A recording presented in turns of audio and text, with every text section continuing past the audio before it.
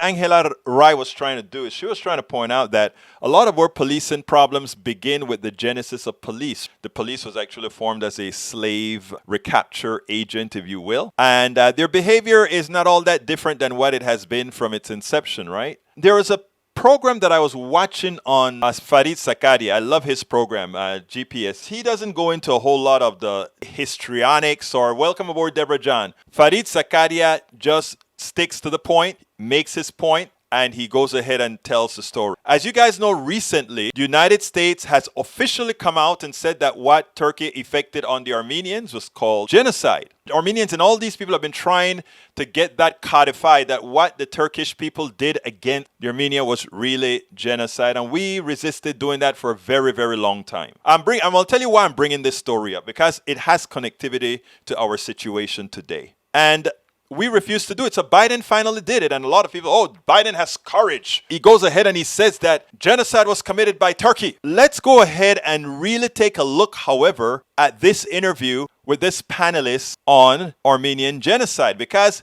it takes a turn. And this is a kind of hypocrisy that the rest of the world looks at when we come unapologetically and accuse them of what they're doing. And then we'll take it into a different direction thereafter. But check out Zakaria.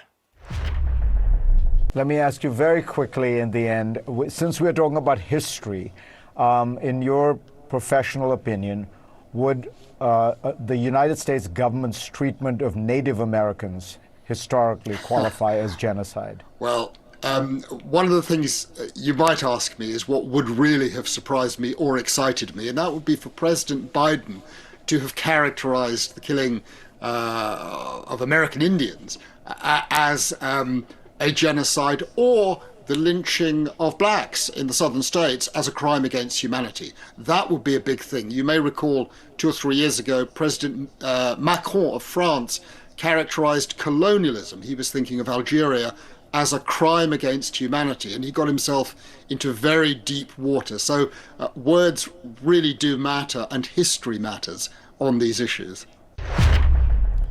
And how do I tie that into today? My brother Lee Grant, my conservative brother Lee Grant, I knew he would respond to this. He says, the modern police bears no resemblance to slave patrol. This is just overused, divisive propaganda.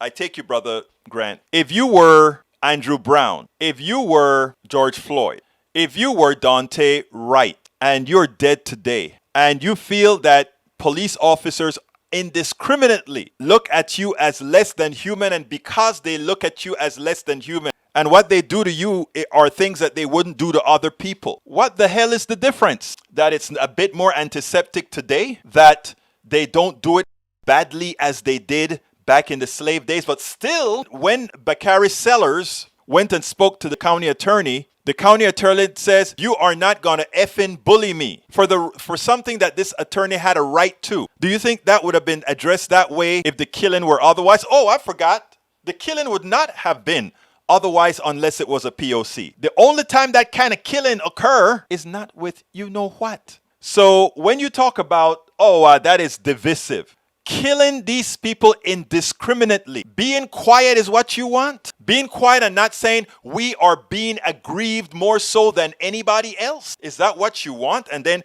we won't be divisive. You know, I'm in a few organizations, right? One of the reasons they don't like me to speak up on certain occasions is because I don't care what the room is filled with.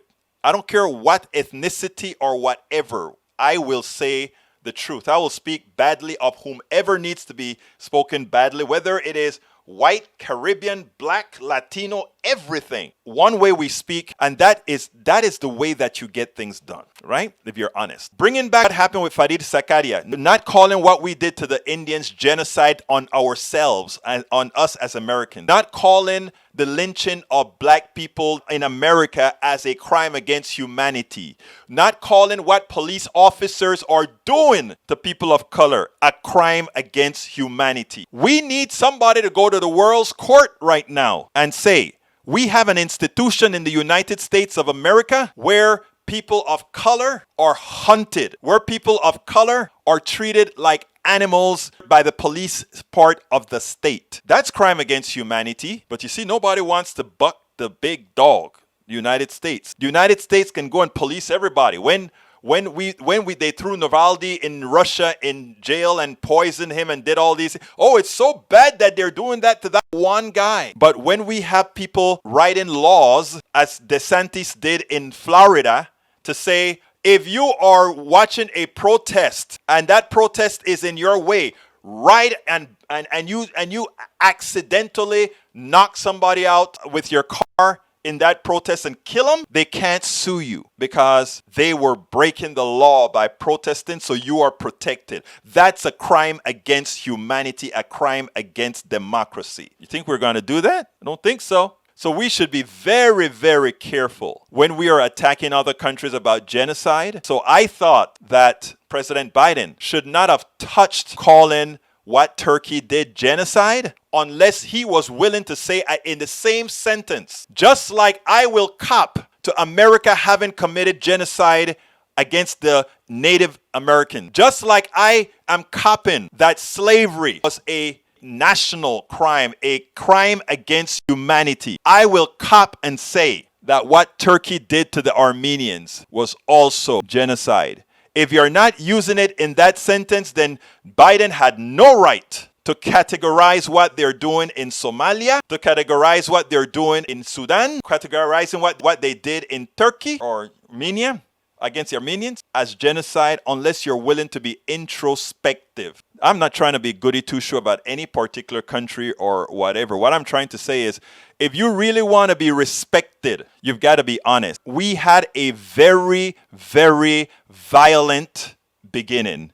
We continue to be not a real democracy. And until we start being honest with ourselves, the cop killings will continue because we have not been honest with the genesis of that cop killing. And the genesis of that cop killing has as accomplice many Americans themselves, right? Because when these cops kill, they know that most Americans are willing to let them off. Let's look in the mirror, people. We spend a lot of time deconstructing the news, trying to parse it into a form that everybody can understand. We try to find those little nitpicks where it flies above the fray, etc. If you really like these videos that we do, I want to ask a big favor. Please go ahead. Number one, subscribe to our channel. And number two, please join if you can. Thank you so kindly for watching. Keep watching. Please remember to share. We must populate the entire internet with our progressive message, a message that we know is what most Americans say that they want. So help us, please join.